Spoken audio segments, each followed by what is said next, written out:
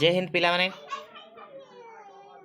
Gita education GS class रे फेर थरे आपण मान के स्वागत करूचे मुई निराकार राजनीति विज्ञान रो किछि मोस्ट सिलेक्टिव क्वेश्चन डिस्कशन करथिलु किंतु रेकॉर्डिंग रो किछि प्रॉब्लम हेबा लागि आपण मान के संपूर्ण नै कर दी पारे तेणु करी एटा हे जिबा तमर सेकंड क्लास 2 हे जिबा तो निहाती भाबरे देखबे तो चलन आरंभ करमा तो पिले एछनकार प्रथम क्वेश्चन और नेक्स्ट क्वेश्चन भूमिपुत्र नीति कौन तो पिले कौन से क्वेश्चन के भी नहीं छाड़ब क्वेश्चन भेरी भेरी इम्पोर्टान्स आम लगी एथन का एग्जाम अच्छे यहाँ आम लगी भेरी भेरी इम्पोर्टान्स ठीक अच्छे भूमिपुत्र नीति जातीयवाद भावना रे परिपंथी आंचलिकतावाद सृष्टि यह एक प्रमुख कारण तो भूमिपुत्र बेले काना पिले ना कि एटा भी से ग्राउंड लेवल के एका बुझुची भूमिपुत्र बेले देख एबे जंगल जमी जैन मानकर अधीन रे अच्छे जेन माने जंगल रे रहिकरी जन्म होइछन कि तांकर जदि आमे देखमा बेले संपूर्ण भावे से माने माइट संगे लागि रहन से मान के आमे भूमिपुत्र बोली करी कहसु तो कौन से अंचल आदिवासी माने निज अंचल को अधिक गुरुत्व दे अन्य मानक उपेक्षा करबा भूमिपुत्र नीतिर समर्थन को बुझाई निजर अंचल के एखा से माने बेसी भल पाएसन से गाँ जेनता है तो कह जैसी निजर माँ ठानु माँ नहीं यार निजर गाँ ठानु केनसी गाँ बड़ नहीं तो से भलिया जिनिस के न कह जाइए ठीक अच्छे जेनता कि आमे जदि देखमा महाराष्ट्र शिवसेना ओडिशार कलिंग सेना तमिलनाडुर तमिल सेना और यही नीति के आधार में गठित होती तो ये माने केतेटा संघ अच्छन जेन माने कि निजर मातृत्व बा मातृभाषा मातृभूमि ये जिनिस मान के बेसी भल पाएसन और छाड़ी नहीं पारन तो नेक्स्ट क्वेश्चन के जिमा पिले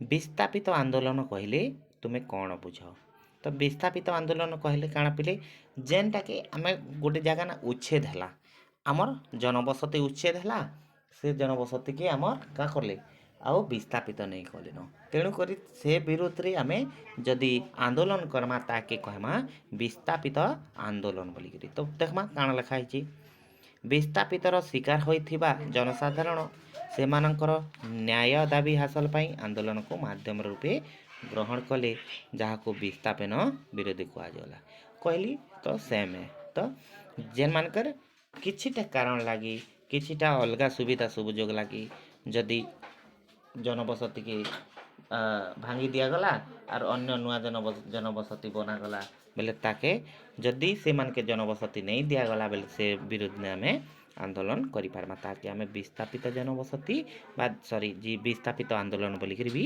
कही पारसु ठीक अच्छे तो नेक्स्ट तो पहले नेक्स्ट भेरी भेरी इंपोर्टेंस क्वेश्चन आसीगला चिपको आंदोलन कौन तो चिपको आंदोलन कौन एटा पिला मानकर डिमांड भी थिला जे नहीं सार चिपको आंदोलन विषय रे किछिटा क्वेश्चन आनन आरो डिटेल्स रे आमके टिके बुझे देन बोली करे तो तेणु करी मुई आनिछे चिपको आंदोलन रो बा चिपको मूवमेंट ए चिपको मूवमेंट केना हितिला पिले ना उत्तराखंड रे हितिला उत्तराखंड रो केन जगह ना चिपको बोली करी गुड जगह अच्छे से जगह रे जंगल जमी थिला आ जंगल जमी के का हला थरे का करछन सरकार किछिटा पावर प्लांट बसावा लगी कहाँ हिचे ना से एरिया जंगल के साफ करुथिले सफा करुथिले माने मारी दउथिले जंगल गछ मन के तेणुकर सेनर अधिवासी माने का कले गछ मन के उंगे उंगे करबा एटा करे माने आमे जनता गछ चगला बेले जनता नहीं के गछ के धरसु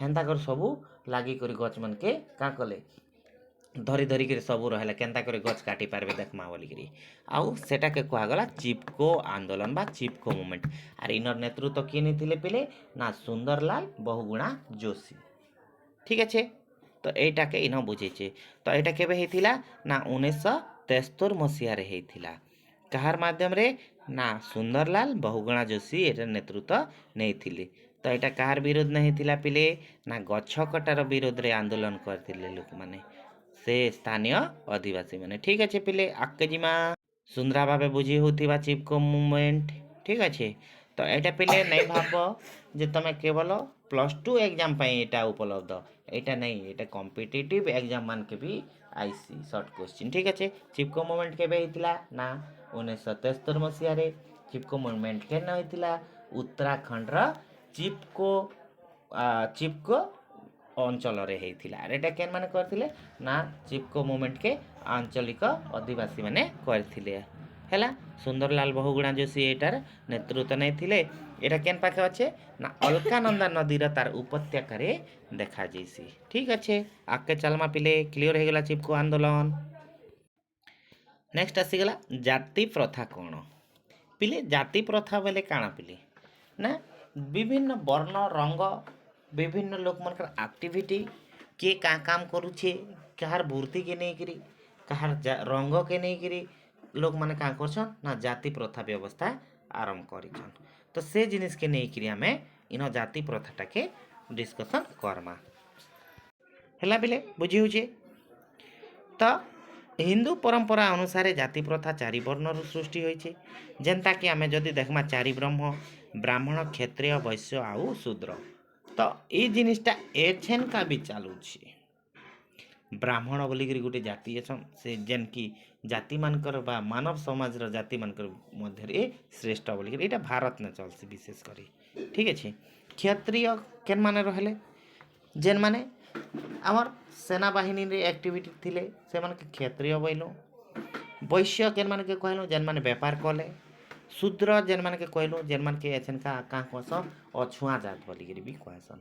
तो हेन्ता किछि नहीं पिले अछुआ जात पछुआ जात किछि नहीं आपण माने जदि चाहबे दुनिया के चेंज कर पारबे आ दुनिया के चेंज करबा लोग के केवल स्टूडेंट एखा ठीक अच्छे निज के चेंज कर पाल दुनिया ऑटोमेटिक चेंज हो जिबा ठीक अच्छे। तो इन कह जाइए ऋग्वेदर पुरुष सूक्त यह उल्लेख होई अछि।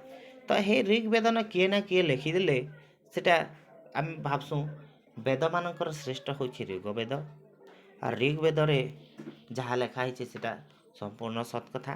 तो ये जिनिस मान तैयारी कर दे कि ऋग्वेद वाले पले गले एबर लोक आमे परिस्थिति के झेलुछु परिस्थिति बा प्रोब्लेम रे आमे माने पढ़ुछु ठीक अच्छे। परवर्ती काल रे जाति प्रथा को नहीं एक जटिल सामाजिक व्यवस्था सृष्टि है। हाँ जटिलता तो आसला लोक मानकर भितर विवाद है सेन फिर देखले इंग्रेज शासन आसला इंग्रेज कहाँ लखला ना इमान के जाति प्रथा धर्म रे जाति रे जदि विवाद सृष्टि करमा बेले अनेक दिन पते आमे ई भारत वर्ष रे शासन करि पारमा बेले आउ इन काना आनले communal system of voting communal system of voting आनले केन आनला 1919 बिल के आनले 1909 रे तो मोर लिमिट आइथिले 1919 बिल के सेटा तुम निजे देख भल भाव पढ़ ठीक अच्छे है। तो इंग्रेज मान समय विभिन्न संस्कार द्वारा जाति प्रथार केतेक मौलिक अवस्था परिवर्तन होता सांप्रतिक स्थिति रे यह जातीय संहति को व्याघात करुछि। हाँ सांप्रतिक स्थिति ने माने ग्राउंड लेवल आम जब देखमा जाति प्रथा आमके बहुत का करसी हैरान करसी ताके कह जाउछि। नेक्स्ट क्वेश्चन के जिमा नेक्स्ट आसीगला उल्फा आतंकवाद कौन आसाम अण आसामी लोक मानू बाहर करने आसाम मिलित सामुख्य उल्फा ULFA आतंकवादी कार्यकलाप चलाई बहु धन जीवन नष्ट करिछि। आसाम बोडो जातिर लोक माने एक स्वतंत्र बोडो राज्य गठन पाई आतंकवादी कार्यकलाप आश्रय नहीं धन जीवन नष्ट करुछंती ताके आमे काण कहसु ना उल्फा बोली कहसु। आसाम अण आसामी माने अलगा आसाम रे अलगा राज्य लोक अलगा देश लोक जनता कि नेपाल आमर रहला म्यांमार आमर रहला बांग्लादेशी ई माने जाइकरी बसवास कले आर सेन का कले आतंकवादी एक्टिविटी कले माने हेनर रेसिडेंस हो गले और आतंकवादी एक्टिविटी बा लोक मान के हैरान कले मारले धन जीवन नष्ट कले माने घर द्वार जाली देले विरोध कले ई सिस्टम के आमे उल्फा आतंकवादी सिस्टम बा बोलिकी कहसु। नेक्स्ट क्वेश्चन के जिमा नेक्स्ट क्वेश्चन आसीगला सतीदाह प्रथा कौन सतीदाह प्रथा है बिले सतीदाह प्रथा काण थिला पूर्वे पूर्वे केबे ना 1829 मसीहार पूर्व रे काण थिला सतीदाह प्रथा थिला केबे 1829 ମସିହାର ପୂର୍ବରେ ଥିଲା। ଲୋକମାନେ କାଁ ହେଉଥିଲେ ନା ନିଜର ମନୁଷ ମରିଗଲା ବା ନିଜର ସ୍ୱାମୀ ମରିଗଲା ବେଲେ କାଁ କରୁଥିଲେ ନା ତାର ସ୍ତ୍ରୀକେ ବି ସେନ ପୋଡ଼େଇ ଦଉଥିଲେ। କାହା ସାଙ୍ଗେ? ସେ ମନୁଷର ସାଙ୍ଗେ। ତ ତାହାକେ କହେସନ୍ ସତୀଦାହ ପ୍ରଥା।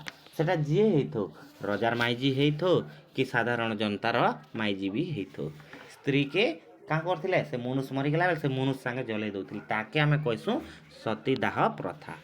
ତାକେ ଆମେ ସତୀ ନାରୀ ବୋଲିକିରି କହୁଥିଲୁ ବା ସତୀଦାହ ପ୍ରଥା କରାହେଇଥିଲା। ତ ଇ ସତୀଦାହ ପ୍ରଥାକେ କିଏ ବିରୋଧ କଲେ ନା ଆମର ରାମମୋହନ ରାୟ, ରାଜା ରାମମୋହନ ରାୟ। ଆଉ ସେ ହେଉଛନ୍ କିଏ? ରାଜା ରାମମୋହନ ରାୟ କାଣା କଲେ ସତୀଦାହ ପ୍ରଥାକେ ମୁଭମେଣ୍ଟ ଆକାରେ ବା ଆନ୍ଦୋଳନ କଲେ।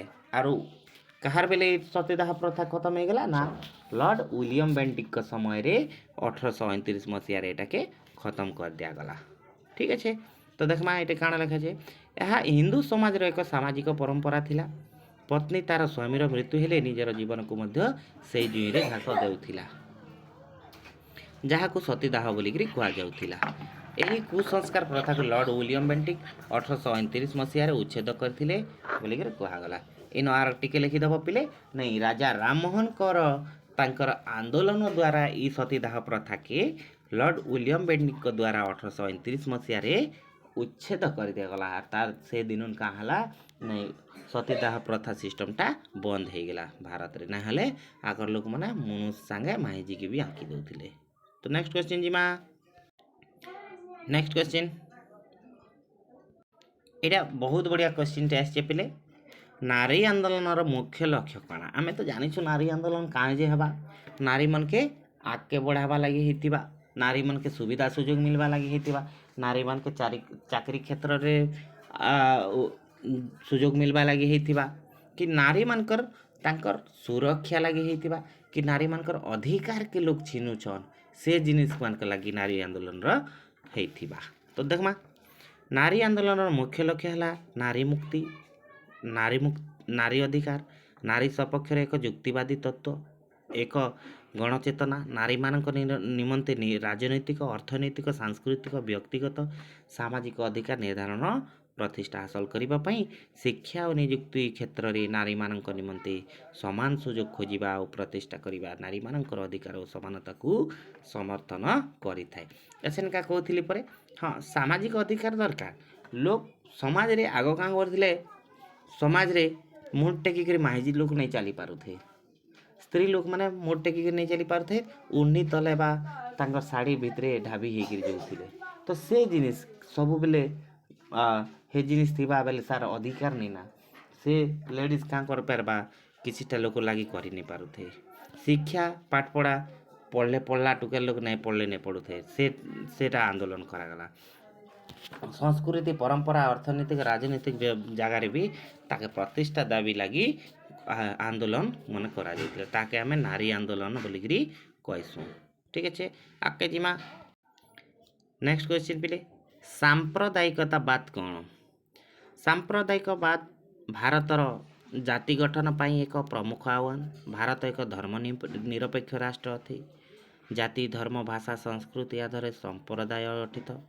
ଅନ୍ୟ ସମ୍ପ୍ରଦାୟ ପ୍ରତି ବିଦ୍ୱେଷ, ବିରୋଧାଭାସ, ହିଂସା କିମ୍ବା ଶତ୍ରୁତା ପ୍ରକଟ କରିବା ପାଇଁ ବା ଅନ୍ୟର କ୍ଷତି ସାଧନ କରିବା ହେଉଛି ସାମ୍ପ୍ରଦାୟିକବାଦ। ତ ଭାରତ ଗୋଟେ କେନ୍ତା ଦେଶ ପିଲେ, ଭାରତ ଗୋଟେ ଧର୍ମ ନିରପେକ୍ଷ ବା ରାଷ୍ଟ୍ର ବୋଲିକିରି ଆମେ କହିସୁଁ। ଇନ ଯେନ୍ତା ଜାତି, ଧର୍ମ, ଭାଷା, ଲିଙ୍ଗ, ସଂସ୍କୃତି, ପରମ୍ପରା ଏଇ ଜିନିଷକେ ନେଇକିରି ଭେଦଭାବ ନେଇ କରାଯାଏ ବୋଲିକିରି କୁହାଯାଇଛି। ଆର୍ ଏଇଟା ଆର୍ଟିକଲ 17 ଆର୍ ଆର୍ଟିକଲ 15ର ଆଧାରରେ ହେଇଛି। ଆର୍ଟିକଲ 70 କାଣା କହୁଛି? ଅନଟଚେବିଲିଟି, ଏଭଲ୍ୟୁସନ୍ ଅଫ୍ ଅନଟଚେବିଲିଟି। ଆର୍ ଆର୍ଟିକଲ 15 କାଣା କୁହାଯାଉଛି ନା ସମାଜ କ୍ଷେତ୍ରରେ ସମସ୍ତେ ସମାନ ଆର୍ ସମସ୍ତଙ୍କ ପାଇଁ ସମ୍ବିଧାନ ସମାନ ଆର୍ ସମାନ ଅଧିକାର ସମସ୍ତଙ୍କୁ ମିଲବା ବୋଲିକିରି କୁହାଯାଇଛି। ତ ଇନ ହିଂସା ନେଇ କରିପାର, ବିରୋଧ ନେଇ କରିପାର, କାହାର କ୍ଷତି ନେଇ ଘଟେଇ ପାର, କାହାର ଜାତିକେ ନେଇକିରି କିଛି ନେଇ କହିପାର, ଧର୍ମକେ ନେଇକିରି କିଛି ନେଇ କରିପାର, ଭାଷାକେ ନେଇକିରି କାଁ ଭାଷା କହୁଛୁ, ଟେଢ଼େ ମେଢ଼େ ଭାଷା କହୁଛୁ, ଇ ଭଳିଆ କଥା ମାନେ ନେଇ ହେଇପାର ହେଲା। ତ ସମସ୍ତେ ସମାନ ଅଧିକାର ଅଛି, ସମସ୍ତେ ସମସ୍ତ ପ୍ରକାର ଭାଷାରେ କଥାବାର୍ତ୍ତା ହେଇପାରିବେ, ଧର୍ମ ପରିବର୍ତ୍ତନ ବି କରିପାରିବେ, ଜାତିର କୌଣସି ପ୍ରୋବ୍ଲେମ୍ ନାଇଁ ଥାଏ ବୋଲିକିରି। କିନ୍ତୁ ଫିର୍ ବି ଜାତିର ଝଞ୍ଝଟ ଆଉ ଧର୍ମର ଝଞ୍ଝଟ ଭାରତରେ आमर 21 सदी आसला न भी देखा जाउची। नेक्स्ट क्वेश्चन के जिमा। नेक्स्ट क्वेश्चन, भारत रे जातिर भूमिका कौन? भारत रे जाति और राजनीतिर सामाजिककरण हेउची नेतृत्व क्षेत्र में जाति को गुरुत्व दिया जाए। निर्वाचन रे जाति, सरकार गठन रे जाति तथा भारतीय संविधान रे मध्य जाति को स्वीकृति दिया जाइछे। इन टिके जाति फाति में चलसी, कास्ट मानकर काना चलसी ना कास्ट अनुसार रिजर्वेशन देखा जाइसी, तो से जिनिस के इन संविधान भी स्वीकार करूची। ठीक अच्छे, आगे जिमा। नेक्स्ट क्वेश्चन के जिमा पिले। आज रेकर्डिंग खराब अनुसार मुई दुईटा वीडियो करदेली क्या करके नहीं हेले तुम मैंने सब क्वेश्चन आंसर बा प्राय सिलेक्टिव आंसर नहीं पाई पारती, तो तेणुक दुईटा क्वेश्चन दुईटा वीडियो को दुई दुई थर तीन तीन थर भी देख। आज रात गुटे और काल के दिन गुटे और काल के मुई क्या करमी तुम मन लगी मल्टी चॉइस क्वेश्चन आंसर आनमी। तो मल्टी चॉइस के तो दुई थर भलिया देखीदेले कम्प्लीट हो जाए। सेतकी जदि देखल बेले तुम पॉलिटिकल साइंस रे 21 मार्क थुआ और इटा जदि देखल तुम 25-30 मार्क कहीं नहीं जाए है। तो चलन आरंभ करमा। मिलित जाति संघ बा यूएनओ नूतन आंतर्जातीय संगठन मिलित जातिसंघर पाउंस गदा उपरे गढ़ी उठिला। तो एटा यूएनओ केबे गठित हैला पिले 1945 रे गठित हैला। का करी ना द्वितीय विश्व युद्ध परे अमेरिका एटा आरंभ कला यूएनओ, यूनाइटेड नेशन ऑर्गेनाइजेशन। और एबे अमेरिका फेर घाय युद्ध करूचे। अमेरिका सबु बेले लोक के ध्वंस करवार प्लान, लोक नष्ट करवार प्लान रे थी। ठीक अच्छे पिले। जदिओ जातिसंघ विफल हैला, एहार मुख्य आभिमुख्य ग्रहण करागला। एहार मुख्य आभिमुख्य थिला युद्ध बंद करी शांति बजाय रखिबा। किंतु शांति काଣା रक्षा करबा ई अमेरिका से निजे लोक के ध्वंस करबारे लागी रही। आउ कहूचे मुई होचे मीडिएटर, सबके शांति ने रखुचे, युद्ध माने बंद करोचे बोलिकरी कहूचे। हेन्ता किछि नहीं, से जदि चाहूचे ताके कहसन काଣା एक्सेस पावर बा आमर सबकर सर्व शक्तिशाली देश बोली कर कहसन। किंतु एंता किछि नहीं, से लोकर अंकरिया बेसी हेबा लोग ई देश और बेसिकली डोनाल्ड ट्रम्प देखो बोले तो पूरा फालतू लोक है। ठीक अच्छे। तत्कालीन युक्तराष्ट्र अमेरिकार राष्ट्रपति रूजवेल्ट 1 जनवरी 1942 मसीह मिलित जातिसंघर नाम उच्चारण करथिले। किंतु मिलित जातिसंघ केबे हैला 1945 मसीहा अक्टोबर 24 तारिख रे तैयारी हो गला। आर इन समस्ते साइन कले जेन माने द्वितीय विश्व युद्ध रे का करथिले ना अंशग्रहण करिथिले से माने। आउ बाकी बची देश मन के भी इन कराले। ठीक अच्छे, आगे जिमा। नेक्स्ट क्वेश्चन एटा के लागी रेखा आईसी। तो मिलित जातिसंघर लक्ष्य काଣା? कैरेक्टरिस्टिक ऑफ यूएनओ बा यूनाइटेड नेशन ऑर्गेनाइजेशन। द्वितीय विश्व युद्ध 1945 मसीहार समाप्त हैला। से वर्ष अक्टोबर 24 तारिख रे मिलित जातिसंघ गठित हैला एबे कहिथिली। तो प्रथम तार लक्ष्य थिला युद्ध जनित कष्टरू आगामी वंशधर मानक रक्षा करवा। एटा पालन करा होची के नहीं? लगातार देख केते बरस पते हमर यूक्रेन और रूस रो युद्ध हैला, सेनो किए इंटरफेयर नहीं करि पारी। एचेन का होची हमर यूक्रेन और अमेरिका रो युद्ध और इजराइल सब लोग घमाघोट लड़ाई करछन। किछि होची के यूएनओ किछि करि पाछे किछि नहीं। सेकेंड हैला मौलिक मानविक अधिकार बजाय रखबा बेले साधारण लोक के सब किछि जोगे दबाटा। काଣା ए साधारण लोक के जोगे दबा से उल्टा 50%, 100%, 200% तारीफ लगाउछि, लीडिंग कर दउछि आ करूछि सब किछि। तापर नेक्स्ट आसला न्याय और आंतर्जातिक आईन अनुसार आंतर्जातिक विवाद गुड़िकर समाधान। आंतर्जातिक विवाद बेले काଣା पिले गोटे देश आर गोटे देश संगे जदि युद्ध होचे कि ताकर भितरे बुझामणा नहीं पारुछे बेले यूएनओटा बुझाबा बोलिकरी कहगला। किंतु एबे का हला से यूएनओ काहे गला हगी होचे से अमेरिकार के नहीं कोई पारुछे, यूक्रेन के नहीं मना नहीं करि पारुछे, इजराइल के मना नहीं करि पारुछे और विश्व ध्वंस हेबा के आर्थरे थर्ड वर्ल्ड वार आर के गति कलाना। नेक्स्ट अधिकतर स्वाधीनता मध्य सामाजिक विकास जीवनर मान उन्नत करवा। काଣା के जीवनर मान उन्नत करबे माने एमाने तो दुनिया के खाली एटॉमिक बम रो धमाका देखुचन तांकर मिसाइल मार करूचन लोक माने हजार हजार लोग मरी गले ना मुई सुनबा के मिलुचे न्यूज ने जे 2100 पिला यूक्रेन रो सॉरी ईरान रो मले ना बोली करी। तो नेक्स्ट क्वेश्चन के जिमा नेक्स्ट आसीगला पिले कारगिल युद्ध। कारगिल युद्ध होछि हमर सबठानु बड़गिरी युद्ध भारतवासी लगी।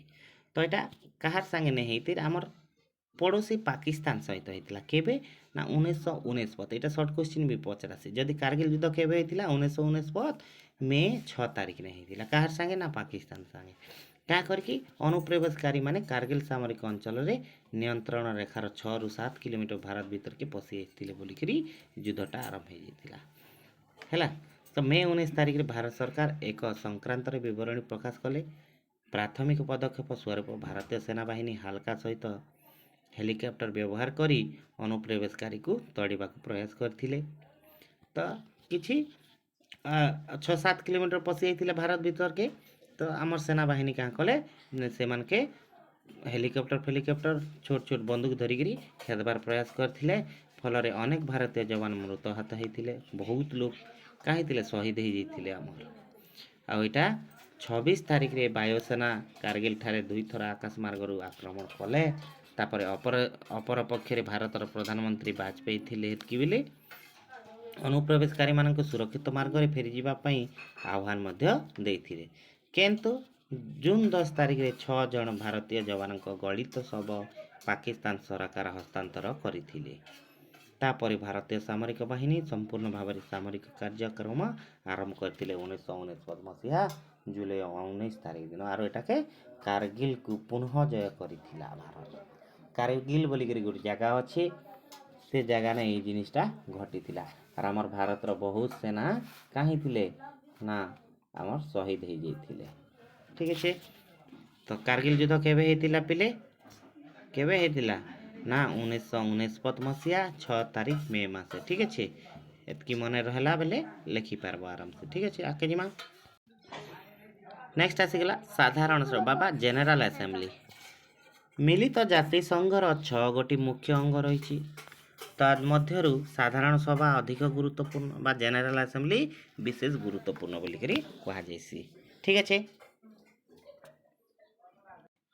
मिलित जाति संघर 6 गोटी मुख्य अंग रही बोलছে से भितर एटा मेन मिलित जाति संघर समस्त सदस्य राष्ट्र माने यार सदस्य प्रत्येक सभ्य राष्ट्र साधारण को सभा को 5 जन प्रतिनिधि पठाइथिसन तापरे मात्र प्रत्येक सदस्य राष्ट्र भोट संख्या गोटे यार बैठक वर्ष को थरे सेप्टेम्बर मासरे अनुष्ठित होती प्रत्येक अधिवेशन रे यार जन अध्यक्ष और 7 जन उपाध्यक्ष निर्वाचित होकर साधारण सभाटा के अनुष्ठित करिथिसन। तो इन काଣା बुझल पिले ना प्रत्येक सभ्य राष्ट्र साधारण सभा को 5 जन प्रतिनिधि पठाइथिसन हेले सेमानकर भोट के एक जना जीवा 5 लोकर भोट दे देले बेले गोटे लिखरी जना जीवा आर इन वर्ष के थरे सेप्टेम्बर मासरे ये बैठकटा हेइथिसी। ठीक है इन गोटे काଣା थी प्रेसिडेंट थीसन आर 7 जन भाइस प्रेसिडेंट रहसन। ठीक है नेक्स्ट क्वेश्चन पिले भारतर केउं विशिष्ट व्यक्तिगण मिलित जाति संघरे गुरुत्वपूर्ण पद पदवी मंडन करिसेंती। तो से जिनिस की जानमा जाति संघ ने बा जे यूनियन यूएनओ अच्छे सेन आमर भारतर केन केन अच्छन भारतर अनेक विशिष्ट व्यक्ति मिलित जाति संघरे गुरुत्वपूर्ण पद पदवी मंडन करिसेंती जेंता कि श्रीमती विजयलक्ष्मी पंडित साधारण परिषदर सभानेत्री थिले मौलाना अबुल कलाम आजाद डॉक्टर सर्वपल्ली राधाकृष्णन यूनेस्को अध्यक्ष थिले। तो यहाँ टिके भलसे देखीदेव श्रीमती विजयलक्ष्मी पंडित आमर काण थिले साधारण परिषद सभानेत्री थिले मौलाना अबुल कलाम आउ डॉक्टर सर्वपल्ली राधाकृष्णन यूनेस्को अध्यक्ष थिले। नेक्स्ट क्वेश्चन दक्षिण एशिया राष्ट्र मानक सह भारत किभली संपर्क रही दक्षिण एशिया आमर आमे केन एशिया पिले आमे ना आमर होचे ईस्ट साउथ पूर्व दक्षिण एरिया आमटा भारतर दक्षिण एशिया देश मानक सह सदाबेले सुसंपर्क रखी ରଖିବା ପାଇଁ ଆଗ୍ରହୀ ହେଇଥିସି। ଏଥିପାଇଁ ଦକ୍ଷିଣ ଏସିଆ ଆଞ୍ଚଳିକ ସଂଘ SAARC SAARC south Asian association Republic committee ବୋଲିକିରି କୁହାଯାଏ। ଗଠନର ଭାରତର ପ୍ରମୁଖ ଭୂମିକା ରହିଛି। ଏଇଟା ଭାରତ ଗଠନ କରିଥିଲା। ଏଇଟା ସାର୍କ ସମ୍ମିଳନୀ ଭାରତ ଗଠନ କରିଥିଲା ବା ସାର୍କ କମିଟି ଭାରତ ଗଠନ କରିଥିଲା। ତ ପାକିସ୍ତାନ ଭାରତ ପାଇଁ ଯେତେ ଅସୁବିଧା ସୃଷ୍ଟି କଲେ ମଧ୍ୟ ଭାରତ ତା ସହ ସୁସମ୍ପର୍କ ରଖିବା ପାଇଁ ବଦ୍ଧପରିକର ହୋଇଥିସି। ପାକିସ୍ତାନ ଯେତେ ବଦମାସି କଲେ ବି ତାକେ ଆମେ କାଁ କରସୁଁ, ବହୁତ ଥର ଚାନ୍ସ ଦଉଥିସୁଁ। ଯେତେ ବଦମାସି କଲେ ବି ତାକେ ଚାନ୍ସ ଦଉଥିସୁଁ, କିନ୍ତୁ ସେ କାଣା ହେସି, ଲୋକର କଥା ନେ ପଢ଼ିକିରି ଆତଙ୍କବାଦୀ ଆକ୍ଟିଭିଟି କରସି, ବଦମାସି କରସି, ତାର ଲୋକକେ ପଠାସି, ଆତଙ୍କବାଦୀ ଆକ୍ଟିଭିଟି ଭାରତ ନେ କରସି, ଆଉ ମାଡ଼ ଫାଡ଼ ବି ଖାଇସି, ଗିଲଫି ଟାଡ଼ା ମାଡ଼ ବି ଦିଆହେସି। ଏଥର ଯେନ୍ତାକିରି ଆମର୍ କାଣା ହେଇଥିଲା, ଆମର୍ କେନ ଆଟାକ୍ ହେଇଥିଲା ପିଲେ, ତ ତାର ବଦମାସି ଯେତେ କଲେ ବି ସେ ସୁଧରିବ ନାହିଁ। ତାକେ ଯେତେ ଚାନ୍ସ ଦେଲେ ବି ସୁଧରିବାର ଲୋକ ନାହିଁ। ସେନେ ଖାଲି ବେଡ଼ା ମାନେ ପାଗଲ ମାନେ ବସା କଲେ। ଠିକ୍ ଅଛି, ଆଗକେ ଯିମା ପିଲେ। ସାର୍କ ସମ୍ମିଳନୀ କେନ୍ ଆରମ୍ଭ କରିଥିଲା ନା ଭାରତ ଆରମ୍ଭ କରିଥିଲା। ଆର୍ କେନ ଏଇଟା ଅଛେ, ସାର୍କ ସମ୍ମିଳନୀର ହେଡ଼କ୍ୱାର୍ଟର ନେପାଳରେ ଅଛି। ଠିକ୍ ଅଛି ପିଲେ, ଆଗକେ ଯିମା। ନେକ୍ସଟ କ୍वेଶ୍ଚିନ୍, ସନ୍ତ୍ରାସବାଦ ବିରୁଦ୍ଧରେ ସଂଘର୍ଷ করবাটা କାଣା? ଭାରତର ଅନ୍ୟତମ ବୈଦେଶିକ ନୀତି ହେଲା ସନ୍ତ୍ରାସବାଦ ବା ଆତଙ୍କବାଦ ବିରୁଦ୍ଧରେ ସଂଘର୍ଷ করবাটা। ତ ଭାରତ ସବୁବେଳେ ଆତଙ୍କବାଦକେ ବିରୋଧ କରସି, ଆଉ ଆତଙ୍କବାଦ ଥିବାଟା ଠିକ୍ ନାଇଁ। ସେ ଭାରତ ଯେତେବେଳେ ବୁଝାଇଲେ ମଧ୍ୟ ପଡ଼ୋଶୀ ପାକିସ୍ତାନ ଭାରତର ସୀମା ପାର କରି ଆତଙ୍କବାଦୀ ଚଲାଇଥିସି। ଏଇଟା ଏଛେନକା ବୁଝାଇଥିଲି। ଏହାକୁ ସାମନା କରିବା ପାଇଁ ଭାରତ ଯଥେଷ୍ଟ ପଦକ୍ଷେପ ଗ୍ରହଣ କରିଥିସି, ଆଉ ଏବେ ବି କରୁଛି, ଆଗକେ ବି କରିଥିବା ବୋଲିକିରି ଆମର ଦେଶରେ ଶାନ୍ତିଟା କିଛି ମାତ୍ରାରେ ସ୍ଥାପନ ହେଇଛି। ନା ହେଲେ ଭାରତରେ ବି ଆତଙ୍କବାଦୀମାନେ ବେଶୀ ଆକ୍ରମଣ କରୁଥିଲେ। ଏଛେନକା କିଛି ବର୍ଷ ହେଲା 2014 ମସିହାରୁ ମୋଦି ସରକାର ଆସିଲା ବେଳୁ ଟିକେ କଣ୍ଟ୍ରୋଲରେ ଅଛି। ତ ଆଗକେ ଯିମା ପିଲେ। ନେକ୍ସଟ କ୍वेଶ୍ଚିନ୍ ପିଲେ, ବୈଦେଶିକ ନୀତି କ'ଣ? ବୈଦେଶିକ ନୀତି କାଣା ହେଉଛି ପିଲେ ନା, ଏଇଟା ଭଲ ଭାବରେ ଚିନ୍ତା କରିକିରି ଅନ୍ୟ ଦେଶ ସାଙ୍ଗେ ସୁସମ୍ପର୍କ ସ୍ଥାପନ କରବାଟା ହେଉଛି, ଆଉ ଜାତୀୟ ସ୍ୱାର୍ଥ ଲାଗି ଆମେ କାମ କରବାଟା ହେଉଛି ବୈଦେଶିକ ନୀତି। ତ ଦେଖମା, କୌଣସି ରାଷ୍ଟ୍ର ଅନ୍ୟମାନଙ୍କ ସହିତ ସମ୍ପର୍କ ସ୍ଥାପନ ନ କରି ଚାଲିପାରିବ ନାହିଁ। ହାର୍ଟମ୍ୟାନଙ୍କ ମତ ଅନୁସାରେ ବୈଦେଶିକ ନୀତି ହେଉଛି ସୁଚିନ୍ତିତ ଉପାୟରେ ବଛାଯାଇଥିବା ଜାତୀୟ ସ୍ୱାର୍ଥ ସମ୍ମିଳନୀ ଉକ୍ତିର ବିଧିବଦ୍ଧ ପରିପ୍ରକାଶ କରୁଥାଏ। ତ ଏଇଟା ଜଣାଯାଉଛି ଯେ କୌଣସି ଦେଶ ତାଙ୍କର ଦେଶରେ ଶାନ୍ତି ସୁସମ୍ପର୍କ ସ୍ଥାପନ, ଅନ୍ୟ ଦେଶ ସାଙ୍ଗେ ସୁସମ୍ପର୍କ ସ୍ଥାପନ, ଦେଶର ଡେଭଲପମେଣ୍ଟ ଚାହବା, ସେ ଜିନିଷଟାକେ ଆମେ ବୈଦେଶିକ ନୀତି ବୋଲିକିରି କହିସୁଁ। ତ ନେକ୍ସଟ ଦେଖମା, ଭାରତରେ ବୈଦେଶିକ ନୀତି ଗୁଡ଼ିକ କେବେ ନିର୍ଦ୍ଧାରିତ ହୋଇଥିଲା ପିଲେ? ନା, ଭାରତରେ ବୈଦେଶିକ ନୀତି 1919 ମସିହାରେ ଆରମ୍ଭ ହୋଇଥିଲା। ତ ଆଗକେ ଦେଖମା, ଭାରତର ବୈଦେଶିକ ନୀତି ଗୁଡ଼ିକ ଇଂରେଜ ଶାସନ ଅର୍ଥାତ୍ ସ୍ୱାଧୀନତା ପ୍ରାପ୍ତି ପୂର୍ବରୁ ନିର୍ଦ୍ଧାରିତ ହୋଇଥିଲା। ଯେତେବେଳେ ଇଂରେଜମାନେ ଥିଲେ ହେତ୍କି ବେଲେ ଇଣ୍ଟରନ୍ୟାସନାଲ ରିଲେସନ୍ ଥିଲା। ଠିକ୍ ଅଛି, ସେତେବେଳେ ଭାରତ ଏକ ଅର୍ଦ୍ଧ ସ୍ୱାଧୀନ ରାଷ୍ଟ୍ର ଥିଲା। କାଁ କରିକି ହାଫ୍ ଇଣ୍ଡିପେଣ୍ଡେଣ୍ଟ ଥିଲା। କାଁ କରି ଆମକେ କିଏ ଶାସନ କରୁଥିଲା? ଇଂଲଣ୍ଡ। କେବେ ନା ଆମର 1947 ମସିହା ପୂର୍ବରୁ ହେଲା। ଆମେ 1947 ମସିହା ପରେ ଆମେ କାଁ ହେଲୁ? ସ୍ୱାଧୀନ ହେଲୁ। ଆର୍ ସେଦିନ ଇଂଲଣ୍ଡକେ ବି ଆମେ ମୁମ୍ବାଇର ଷ୍ଟାଡ଼ିୟମରୁ ବିଦା କଲୁ, ନାଇଁ କି ସେମିଫାଇନାଲରେ। ଦେଖୁଥିଲ ତ ମ୍ୟାଚ୍ ପିଲେ? ପାଠ ପଢ଼, ହେଟା ବି ଦେଖ, ଟିକେ ଟିକେ ଏନ୍ଜୟ କର ଆର୍ ପାଠ ପଢ଼, ପାଠକେ ଧ୍ୟାନ ଦିଅ ହେଲା। ତ ସେତେବେଳେ ଭାରତ ଏକ ଅର୍ଦ୍ଧ ସ୍ୱାଧୀନ ରାଷ୍ଟ୍ର ଥିଲା। ଦୁଇଟି ବିଶ୍ୱଯୁଦ୍ଧରେ ଅଂଶଗ୍ରହଣ କରିଥିଲା। ଦୁଇଟା ବିଶ୍ୱଯୁଦ୍ଧରେ ଭାରତ ବି ଅଂଶଗ୍ରହଣ କରିଥିଲା ପିଲେ। କାଁ କରି ଅଂଶଗ୍ରହଣ କରିଥିଲା ନା, ଯିଏ ଥିଲେ ପ୍ରଧାନମନ୍ତ୍ରୀ ସେ କହୁଥିଲେ ନାଇଁ, ତମେ ଯଦି ଭାରତ ବିଶ୍ୱଯୁଦ୍ଧରେ ଅଂଶଗ୍ରହଣ କରିକିରି ଆମର ପାର୍ଟି ହେଇକିରି ଯୁଦ୍ଧ କରବ ବୋଇଲେ ଆମେ ତମକୁ ସ୍ୱାଧୀନତା ଦେମୁ ବୋଲିକିରି। ତେଣୁକରି ମହାତ୍ମା ଗାନ୍ଧୀ କାଁ କରିଥିଲେ, ଦୁଇଟା ଅଂଶଗ୍ରହଣ କରିଥିଲେ। ଆଉ ଯେତେବେଳେ ନାଇଁ ମାନିଥିଲେ ସେତ୍କି ବେଲେ 1942 କ୍ୱାଇଟ୍ ଇଣ୍ଡିଆ ମୁଭମେଣ୍ଟ ଆରମ୍ଭ ହେଇଯାଇଥିଲା। ଠିକ୍ ଅଛି, ଠକି ଦେଇଥିଲେ ଯେତେବେଳେ ଆମକେ, ହେତ୍କି ବେଲେ ଆମେ ଆର୍ ବିରୋଧ କରିଥିଲୁ ଆଉ ସ୍ୱାଧୀନତା ଲାଭ କରିଥିଲୁ। ତ 1919 ରାଷ୍ଟ୍ରମଣ୍ଡଳ ଏବଂ 1945 ମିଳିତ ଜାତିସଂଘର ସଭ୍ୟ ହୋଇ ସାରିଥିଲା ଇଣ୍ଡିଆ। ଠିକ୍ ଅଛି, ଆଗକେ ଯିମା। ଆତଙ୍କବାଦର ପ୍ରକାରଭେଦ। ନେକ୍ସଟ କ୍ୱେଶ୍ଚିନ୍ ପିଲେ, ଆତଙ୍କବାଦର ପ୍ରକାର ଆଉ ପ୍ରକାରଭେଦ। କେନ୍ କେନ୍ ପ୍ରକାର ଆତଙ୍କବାଦୀ ଦେଖାଯାଏସନ୍ ଆର୍ କାଁ କରି ଦେଖାଯାଏସନ୍ ତାର କାରଣ ବି ବହୁତ ଅଛି। ଚାଲୁନ୍ ଆରମ୍ଭ କର୍ମା।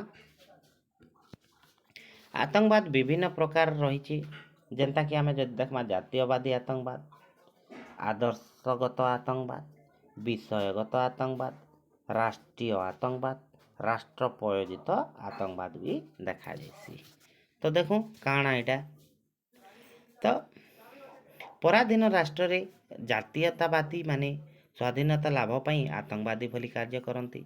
ଯେନ୍ତାକି ଆମର୍ ଦୁଇଟା ଥିଲେ କେନ୍ ନାଇଁ ଆମର୍ କଂଗ୍ରେସ ପାର୍ଟି ଆଗ କାଣା ଥିଲେ, ସ୍ୱାଧୀନତା ପୂର୍ବରୁ ମଡରେଟ୍ ଗୁଟ୍ ଥିଲେ ଆଉ ଏକ୍ସଟ୍ରିମିଷ୍ଟ ଗୁଟ୍ ଥିଲେ, ମାନେ ଗୋଟେ ଜୋରଜାର ବିରୋଧ କରୁଥିଲେ ଆଉ ଗୋଟେ ମହାତ୍ମା ଗାନ୍ଧୀ ଭଳିଆ ଏକ ଗାଲେ ପିଟଲେ ଦୁସରା ଗାଲ ଦେଖେଇ ଦଉଥିଲେ। ତ ଗୋଟେ ଫିଲ୍ମରେ ଦେଖିଥିବ ପିଲେ ସଞ୍ଜୟ ଦତ୍ତ କାଁ ବୋଲସି, ମହାତ୍ମା ଗାନ୍ଧୀ କହିଛନ୍ ନାଇଁ ଗୋଟେ ଗାଲେ ପିଟଲେ ଆର୍ ଗୋଟେ ଗାଲ ଦେଖେଇ ଦବ, କେତେ ପିଟବା, দুই গালে দুই থাপড় দেলা, 3 নম্বর থর পিটবা বেলি মহাত্মা গান্ধী নেই কহবার মার খাইব বলিকি তাকে ঠুকব না বলিকি কইছি নে, তেণুকরি 1 2 3 নম্বর চান্সরে কাহাকে ବି ଛାଡ଼ବାଟା ନେଇছে। ଠିକ୍ ଅଛି, ଆଗକେ ଚାଲ ଦେଖମା ପିଲେ ହେଲା। ପରେ ରାଷ୍ଟ୍ରବାଦୀ ଓ ଦେଶପ୍ରେମୀ ହିସାବରେ ପରିଚିତ ହୁଅନ୍ତି। ରାଷ୍ଟ୍ରବାଦୀ ଆମେ ଯଦି ଦେଶର ଲାଗି ଲାଗୁଛୁଁ, ଲୋକର ଲାଗି ଲାଗୁଛୁଁ ବେଲେ ଆମେ ରାଷ୍ଟ୍ରବାଦୀ, ଆଉ ନିଜର ଲାଗି ଲାଗୁଛୁଁ ବେଲେ ଦେଶର ଲାଗି ଲାଗୁଛୁଁ ବେଲେ ଦେଶପ୍ରେମୀ। ତ ସେ ଜିନିଷ କେତେବେଲେ ଥିଲା, ଆଗ ଥିଲା। ଏଛେନକା ଯଦି ଆମେ ତାହାକେ କେନ ଆମର୍ ସରକାର ରହେଲା, ନିଜର ସରକାର ରହେଲା, ଫିର୍ ବି सबके समान सुविधा नहीं मिलबा, न्याय भी समान भाव में नहीं मिली पारबा। तेणुकरी